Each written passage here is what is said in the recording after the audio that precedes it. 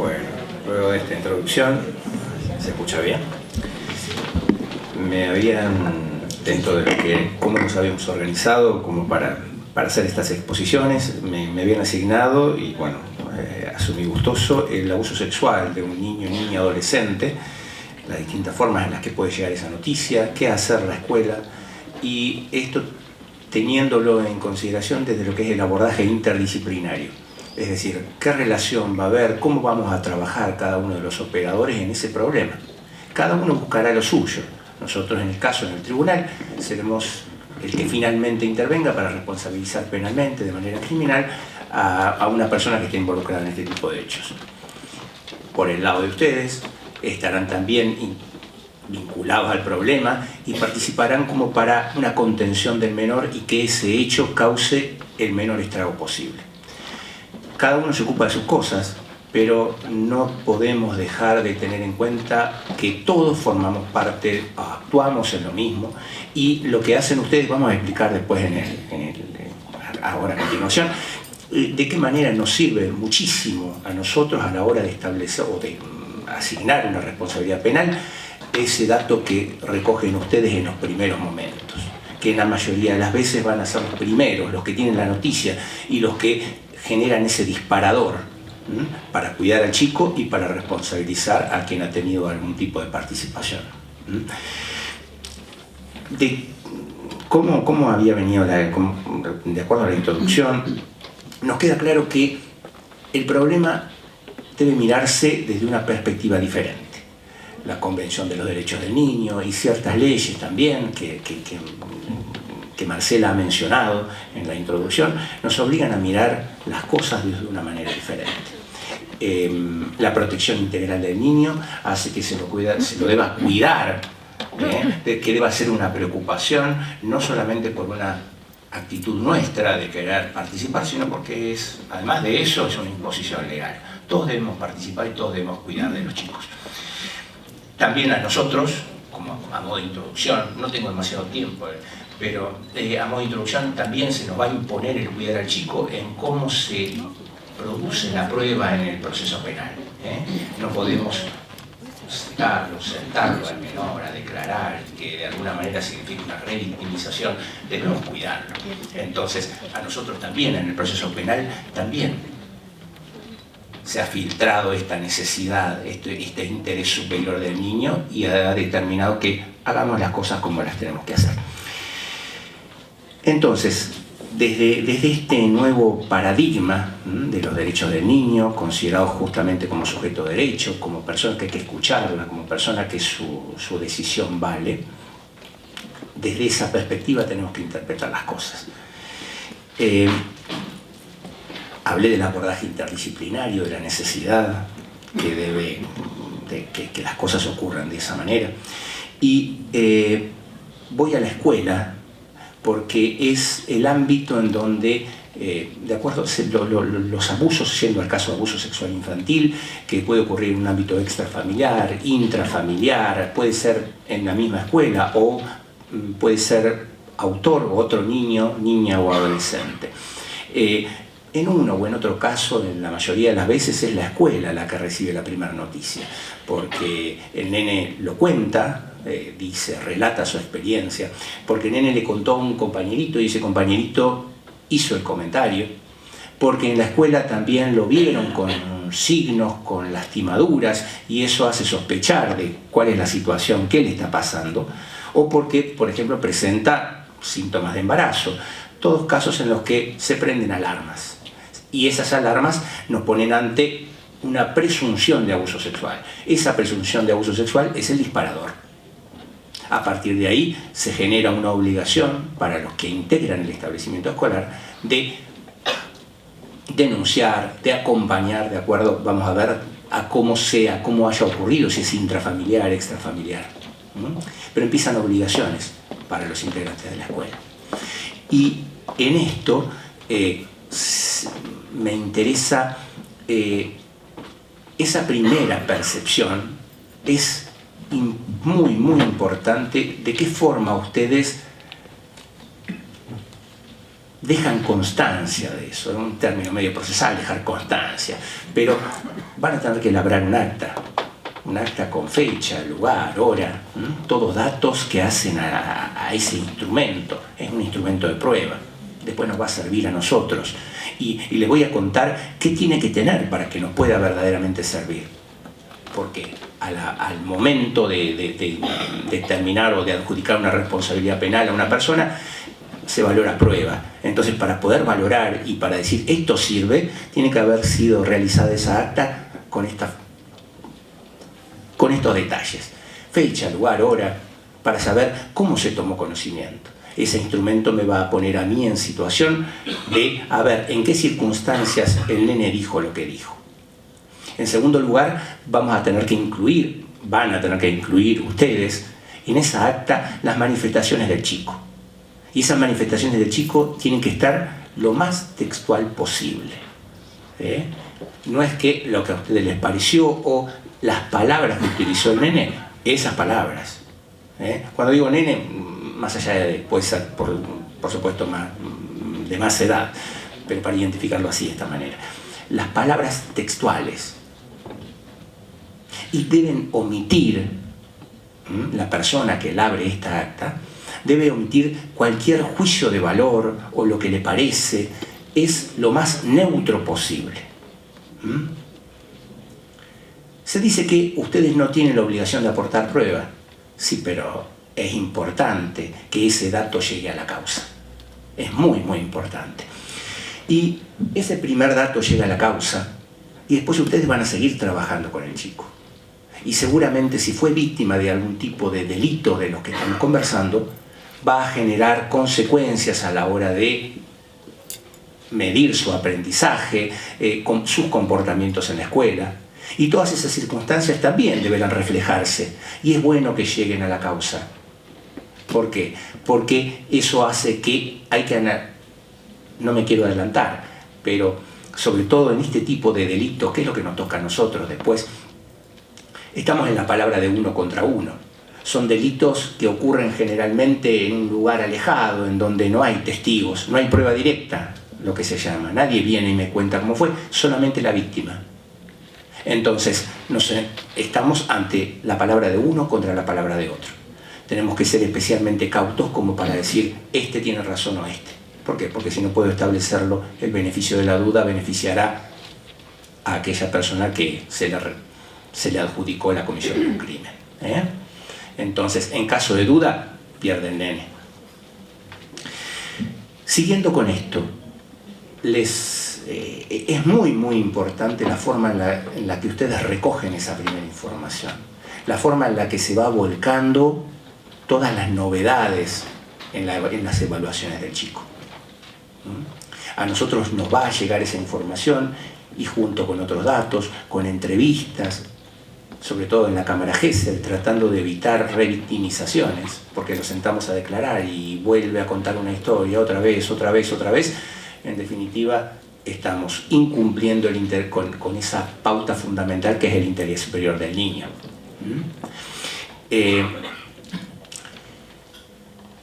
Ese trabajo de ustedes, para nosotros, cuando el momento del acto final de la responsabilidad penal, para nosotros es fundamental.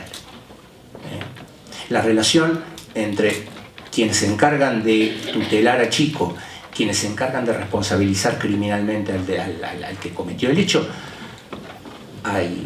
es muy fuerte. Entonces, yo quiero aprovechar esto para un doble compromiso, por parte de ustedes como para que sigan haciéndolo de esa manera, y si no, modifiquen esas cositas, pues así de esa manera es como nos sirve. Y en segundo lugar, de parte mía, por lo menos, y de todos los que estamos acá, pues lo hemos conversado, y estamos todos en la convicción estamos todos en el compromiso de querer participar junto a ustedes, junto a la comunidad, a la cual en definitiva todos somos empleados, funcionarios públicos, con más o menos jerarquía. Gracias. Pero si no trabajamos todos juntos, pasa lo que sucedía antes. Entonces, vamos a ver, si están dadas las condiciones, vamos a trabajar como para que todas las cosas puedan salir un poquito mejor. ¿Por qué es tan largo el camino para detener a la persona? 2 años. Puede ser más también, ¿eh? Depende de cada causa. Cuando... Eso si quiere le pregunto después. Mire, es más, yo quiero porque... me interesa... No, pero está bien que si hay una inquietud poder trasladarla y... Un minuto chiquitito. Son delitos muy difíciles de uno contra uno. Cuando no tenemos prueba pericial, es decir, un reconocimiento médico que me diga sí hubo un abuso, que si no hay una prueba de ADN que me lo indique a él directamente como que hubo un contacto sexual, estamos en uno contra uno. En esa situación, antes del juicio, es muy difícil decir esta persona que vaya presa. Hasta que se realice el juicio, las cosas no se conocen bien. No estoy justificando actitudes, a veces que todo el mundo se equivoca, todo el mundo puede hacer las cosas bien o mal. En general estoy hablando. Antes del juicio, con grado de certeza no se puede afirmar nada. En esa situación de uno contra uno, yo no digo que el menor mienta, al contrario, es muy difícil. Y cuando nosotros encarcelamos a alguien apenas empieza la causa, lo que estuvo preso, si es absuelto, eso no se lo vuelve nadie. Es un error que a alguien le cuesta muy caro. Igual de todas maneras, cuando terminemos yo voy a estar acá y quien quiere que me haga las preguntas no hay ningún problema. Si no me voy de tema y me van a rajar, se diría. Eso es importante. Nosotros también hemos conversado antes de venir y hablar con ustedes y hacer de abogados y decir muchas palabras para decir poco. Es lo que tratamos de evitar. Hemos conversado y estamos todos de acuerdo, me chocan las cosas, en que las cosas no funcionan de esta manera. Entonces, a disposición de ustedes van a estar nuestros mails. Quien tenga una duda la puede por esa vía canalizar y bueno, en la medida de las posibilidades se van a contestar. Solo para que se lleven anotadito, ¿no? Parece ser muy importante que cuando ocurren estas cosas, el alumno tenga realmente su legajo escrita, toda la evolución justamente de cómo fue el aprendizaje en el último tiempo. La observación que el docente hace del comportamiento social en el aula, si no está escrito en algún lado, después el docente va a tener que repetirlo ante un tribunal oral o ante una fiscalía que está investigando. Y esos son los elementos esenciales, fundamentales para poder analizar la situación. ¿Y cuántas veces la escuela dice, no hay informe, punto? No, el docente no quiere ir a declarar. Tenemos que pagarle el taxi, el remiro, buscarlo con la policía. Pero esto forma parte del compromiso con el menor, y el compromiso con la verdad. Porque mire que uno ve muchas marchas donde se pide justicia, pero la justicia se sustenta en la verdad, y a la verdad hay que construirla, no inventarla, construirla. Es decir, todos tienen que aportar para el descubrimiento de la verdad. En las causas de abuso sexual, el aporte que hace la escuela es esencial. En el momento 1 para decidir una medida de coerción, como puede ser una detención, y en el momento último, cuando un juez tiene que dictar un auto de responsabilidad, de decir si es culpable o si es inocente. Eso nada más. Gracias. Sigamos. Sí.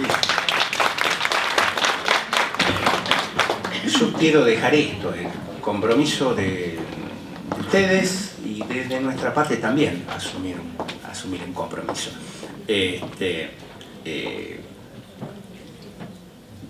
Lo iba a tocar cuando, bueno, con el tema de estupefacientes en la escuela, pero una experiencia, nosotros en el tribunal tenemos las puertas abiertas como para que vengan, de hecho lo hacen, escuelas secundarias, y traen a los chicos. Organizamos con la secretaria como para que los debates sean más o menos interesantes y a los chicos les pueda resultar atractivo y pueda servir para dejar un mensaje, una enseñanza. Y nos ha tocado, por ejemplo, en tema drogas, el que está sentado, el imputado, 20 años, y surgir que ha sido porque dejó la escuela, por las malas juntas, y ver al mismo tiempo que los chicos abren los ojos y junto con esa enseñanza, cuando hablamos de los protocolos, bueno, educar a los chicos, incorporarlos en actividades que los hagan menos vulnerables a la droga, también junto con eso, como parte de lo educativo, está bueno, realmente muy bueno, que vean cuál es la consecuencia, lo que los llevó a alguien que podrían ser ellos los que están sentados ahí.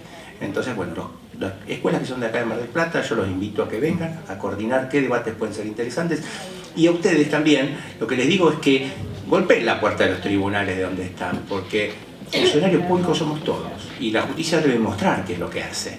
En la medida que muestra, adquiere o gana más credibilidad. Y entre todos, cuando muchos problemas vienen por la falta de credibilidad que hay. Sí, con eso lo que les había contado, a nosotros nos pone realmente muy contentos, que vengan los chicos, de escuela secundaria sobre todo. ¿Por qué? Vienen también de la universidad, estudiantes de Derecho, pero cuando es en la escuela secundaria obliga que, un momento, al fiscal, al defensor, ¿qué quiso decir con eso? Porque hay expresiones muy técnicas, entonces hay público presente, tiene derecho a saber de qué se trata, característica del debate oral y público, y ese público tiene el derecho de saber, de percibir qué es lo que se está discutiendo. Entonces, bajá los decibeles, la complejidad de tu discurso y hacerlo entendible para todos los que están ahí. Nos obliga a nosotros, es un buen desafío, lo aceptamos, gustosos, y también los resultados han sido buenos. Entonces, de acá en Mar del Plata, bueno, como para ponerse en contacto, y cuando haya un debate interesante pueden venir. Muchas cosas como para decir, es poco el tiempo, pero bueno, estamos en contacto. Muchas gracias. Bien. Para no volver después sobre el tema, a las preguntas de si es necesario o conveniente que el nombre del niño se ponga en el acta, pues la inspección se aconseja, desde la inspección, solo poner las iniciales del menor en curso. Miren, respuesta práctica. En el acta se pone el nombre del niño y ahí todos empezaron a decir, no, espere. En el acta original se pone el nombre del niño, ¿sí? El acta original se guarda reservada en la dirección, ¿sí? Luego se hace una copia del acta certificada donde no está el nombre del niño, es una copia certificada exacta del acta donde no está el nombre del niño, y ese es el acta, ¿no es cierto?, que luego se acompañará cuando se pide, con la aclaración de que existe la identidad reservada y el original del acta reservada en la dirección. Porque nosotros ponemos las iniciales, después las iniciales se corresponden no con el nombre, después no sé si me entienden. Lo ideal es que entre la copia que no tiene el nombre y la original que está reservada, certificación de escribano, más allá de la certificación que hace el secretario inicial, que hace el secretario del establecimiento, ¿no?, que tiene la autoridad para hacerlo, pero consejo de buen catador es, además, si fuera posible, la certificación de un escribano público, de que esto es copia de este original que queda reservado, ¿sí? A ver, la reserva en la identidad del niño es para cualquier otro padre que no es el padre del niño que pregunta por el tema, para cualquier periodista que se enteró que en el colegio tal pasó esto, para los alumnos que preguntan, ¿no?, porque eso lo tiene que decidir el equipo, a ver si es conveniente o no el tratamiento del tema, y se puede tratar perfectamente sin que la identidad del niño esté en juego. Eso hay que reservarlo a costa de todo, pero no para la autoridad judicial que pregunta por la identidad del alumno, ¿me entienden? Sí debemos asegurarnos, ¿cierto?, que sea un requerimiento judicial y que haya una manifestación fehaciente y expresa de que me están requiriendo a mí la identidad del alumno, no que asiente palabritas, yo quiero saber quién es el alumno. ¿Me entienden? En eso tenemos que tener cuidado. Contestadas las preguntas que se referían a la identidad, sí. ¿Qué pasa? La segunda pregunta es cuando hay una denuncia de abuso de un padre hacia la escuela, trae difamación, pérdida de matrícula, etcétera, el abuso fue en la familia, etcétera, etcétera. Miren, las denuncias no pueden ser contra la escuela, ¿sí? La denuncia es de un hecho en donde hay un responsable. Ustedes me dicen, no, pero que la escuela no se ve perjudicada. No. Esto para la escuela es un problema. ¿Por qué? Porque el padre empieza a decir, ¿ustedes son responsables en la elección del personal que tienen? ¿Ustedes son responsables en...? Bueno, miren, yo lo que digo es, esto es un problema, ¿sí? Y siempre la escuela pierde, nunca gana, ¿sí? Nunca gana la escuela en esta historia. La comunidad pierde, porque tiene un miembro de la comunidad que era una persona que era de la comunidad y al otro día es un posible delincuente. ¿Me entienden? Siempre se pierde. El problema es, nosotros no podemos garantizar jamás en un contrato educativo, ¿no es cierto?, que no va a existir una situación conflictiva. No podemos. Lo que sí podemos es demostrar y mostrar fehacientemente que somos personas que tenemos cuidado, y para eso tenemos proyectos y trabajamos esto, y notificamos a los padres esto, y cuando ocurre esto estamos ahí en el primer momento. Cuando nosotros tenemos miedo y escondemos la cara, estamos generando el espacio para todo esto que viene acá en la pregunta, ¿sí? Porque cuando con miedo lo hacemos, ahora, por eso yo decía la dimensión ética, que tiene que ver con ciertas condiciones entre ellos, que son propios de los funcionarios públicos, según la visión que tiene la provincia de Buenos Aires, la templanza, la prudencia, el compromiso, el respeto por los derechos humanos. La calidad humana nuestra, ¿sí?, se va a volcar necesariamente cada vez que pase uno de estos acontecimientos. Hasta aquí estamos. Le doy la palabra a la doctora Rita Di Laura, después continuamos con las otras preguntas que hicieron. Gracias, Marcela. Ante todo, reconocer y agradecer esta invitación, me parece absolutamente valiosa. Ojalá se siga repitiendo en cada uno de sus ámbitos y eventualmente ampliarla cada día más. Es importante que podamos estar en total contacto permanente porque es una problemática que se renueva día a día y eventualmente las respuestas también tienen que estar acordes. Vamos a hablar de violencia familiar, un término que últimamente, lamentablemente, es muy recurrente. Estamos hablando realmente que la violencia de cuestiones de poder en los ámbitos familiares, el ejercicio de ese poder que puede tener distintas manifestaciones, el sometimiento, la manipulación, la dominación, la descalificación, eventualmente los distintos tipos de controles. Violencia familiar y este tipo de violencias no solamente entre la pareja, hay actores directos o indirectos que también son víctimas de violencia, los niños, los abuelos, los miembros con alguna capacidad restringida, también víctimas de tal. El tema fundamental, sin ahondar en las causas, que sabemos que son múltiples y de altísima complejidad, sabemos que con el devenir se va socializando, se manifiesta en la socialización y la educación y se va rigidizando en los distintos patrones culturales arraigados profundamente. Pero el grave problema que tiene el tratamiento de la violencia familiar es justamente el silencio, el ocultarlo dentro del ámbito de la familia. No puede salir de estas paredes y hasta hace poco tiempo, casi sin expresa intervención estatal. Por eso, fundamentalmente, en los últimos años se pretende empezar a darle respuesta, aunque sea insuficiente, ya hay una intención de que esto hay que tratarlo, es a través desde el Estado, a través de las distintas firmas de pactos, convenios, tratados internacionales, en su momento incorporados a nuestra Constitución con el mismo rango de ley suprema y a partir de ello incorporados al derecho interno para hacerlo visible y de aplicable inmediata intervención a través de las distintas leyes. Son estas leyes que seguramente han escuchado, de protección integral del niño, niña, adolescente, protección y promoción del niño, niña, adolescente. Todas estas leyes están recogiendo una serie de principios fundamentales que apuntan justamente a esto, a revalorizar los derechos fundamentalmente, primero, a reconocer al niño como un sujeto de derecho capaz de poder ejercerlos por sí. Es la garantía de que esos derechos que tienen reconocidos, indiscutidos como tal, pueda ejercerlos. Y esto va a ser acorde a su madurez y desarrollo. Esto ya también, incluso la nueva reforma del Código Civil está hablando de distintas edades, hasta dónde puede solo, hasta dónde tiene que prestar el consentimiento, tiene que acudir con la asistencia de sus padres o, digamos, ya está como dándole distintos lugares. Hasta le ha dado la posibilidad de un abogado del niño. Es un abogado como cualquier adulto puede tener, requerir los servicios a fin de que sea representado ante un ámbito judicial y expresar justamente cómo, de qué manera interviene directamente en aquellas cuestiones que lo involucran, sea escuchado y sea atendido su pedido.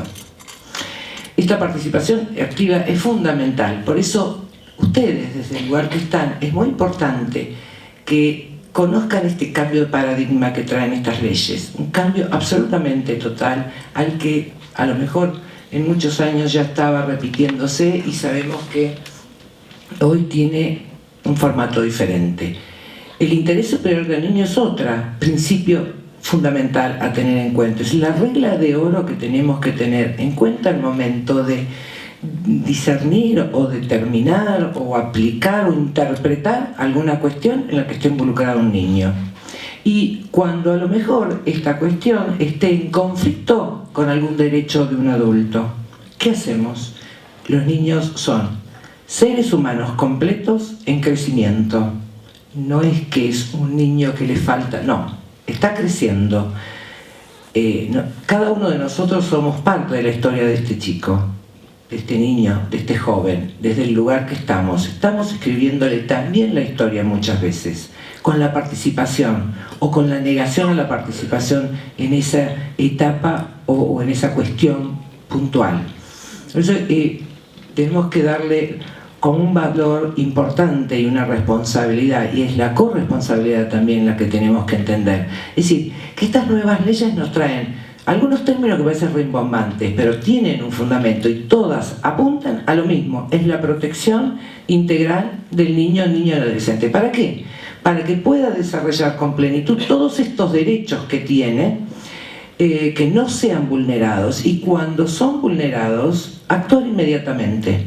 La manera y la forma ya se ha dicho anteriormente, pero igualmente podemos retomarlo. Pero en principio, todas estas leyes, cuando el Estado Nacional, para que vean la importancia que tiene, cuando el Estado Nacional firma estos pactos, tiene una responsabilidad que muchas veces, y ya en algunas ocasiones, el Estado ha sido sancionado por no cumplirlas. Es decir, el Estado, las instituciones, todos, nosotros desde nuestras sentencias, tenemos que velar por esto. El reconocimiento de estos derechos y el ejercicio es fundamental. El primer derecho que tiene un niño es el derecho a la identidad, el derecho a tener un nombre, un apellido, un lugar de residencia, una familia que corresponda. Esto le da visibilidad, esto lo incluye dentro de la sociedad y les da la posibilidad de recibir los beneficios que como todo ciudadano debe tener. Es considerado un derecho humano. Digamos, la Declaración de Derechos Humanos, Universal de Derechos Humanos, en su artículo primero, dice: todo ser humano nace libre e igual en dignidad y derechos. Es decir, cualquier forma de violencia se está violando una ley fundamental. Si no intervenimos cuando vemos que esto ocurre, la omisión también es violar una norma fundamental.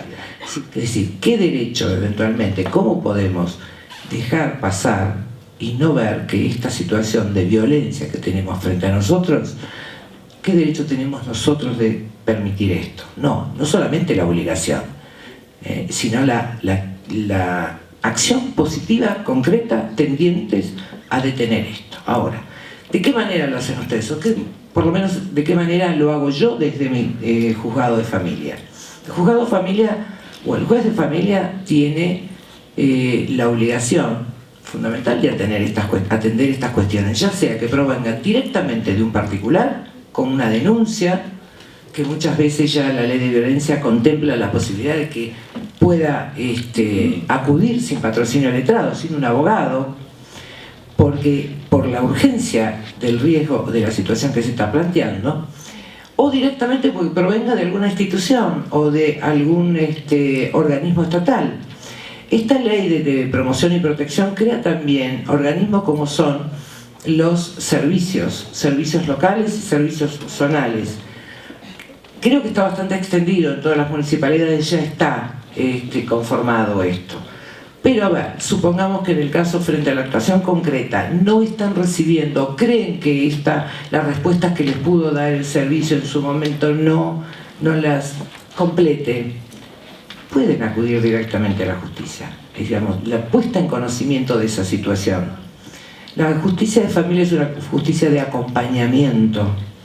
Ustedes pueden acercarse directamente a decir lo que está ocurriendo con un niño, lo que están observando, ya sea verbalizado directamente por ellos o haber conocido ustedes a través de determinados signos claros que ese niño viene dando a través del tiempo, ya sea por una conducta directa hacia un compañero, hacia un adulto o eventualmente hacia sí mismo, es decir, un cambio de conducta, la ropa no adecuada atento a la época del año, el no querer participar de actividades recreativas o deportivas por el cambio de ropa, digamos, ¿qué está pasando?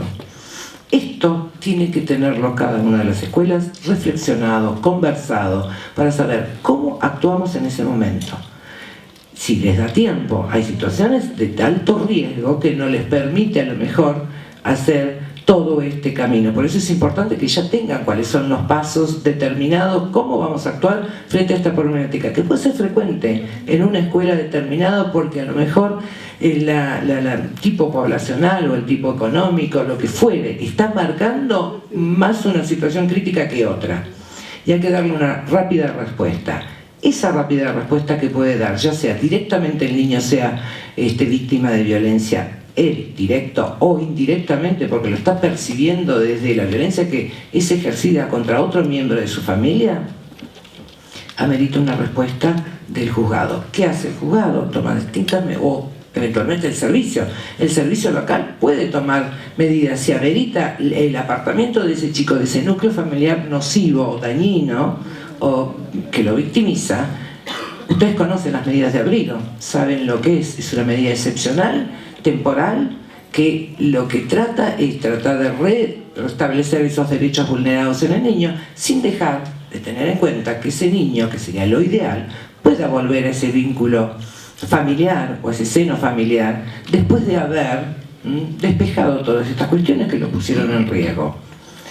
Desde el servicio mismo. El servicio pone en conocimiento del juzgado. El juzgado le va a decretar el control de legalidad o no. Es decir, lo que hace es observar la legalidad de la medida. Y eventualmente tiene un tiempo, les decía, 180 días es lo que establece la ley. A veces se llega a cumplir en ese tiempo todas las estrategias que pudo haber marcado el servicio local para decirle restablezco los derechos de este niño volviéndolo a su casa, o por ahí no. Digamos, ese núcleo familiar no va a ser el contenedor y el que le va a asegurar que se pueda ejercer y tener y cumplir los derechos que realmente le compete como persona en crecimiento, que en algún momento y de a poco, de acuerdo a su madurez y desarrollo, va a tener que ir ejerciéndolo solos. A eso se apunta, que sea un ciudadano libre y autónomo, parte de esta educación que le estamos dando. Bien, entonces, y de pronto la justicia, que esta corresponsabilidad es la puesta en conocimiento de todos los efectores estatales, judiciales, que tengamos que intervenir, esto podamos estar conectados. Por eso aplaudo estos encuentros, que nos podamos conocer, saber quiénes somos, cómo pensamos frente a una misma problemática, poder ver de qué manera esta larga cadena con eslabones que integramos cada uno de nosotros no se quiebre. Gracias.